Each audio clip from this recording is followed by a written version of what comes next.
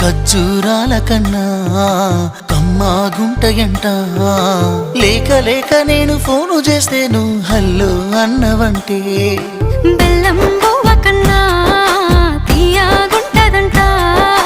ఎన్నడూ నాడు ఫోను చేసే బాగున్నావన్నవంటే ఏడాది ఎండల్లో ఉంటేనై మోస్తున్న నా బతుకు కష్టాలని పిల్లని చెయ్యి పట్టాలని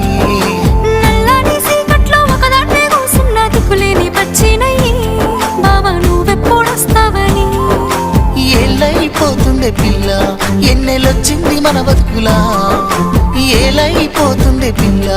ఏలు వట్టంగా వస్తున్నాయా ఇన్నాళ్ళ ఎడబాటు ఎడవాసిపోతుందిలే ఈ సీనయ్య గుండున్నదే సినదానా నీ కోసం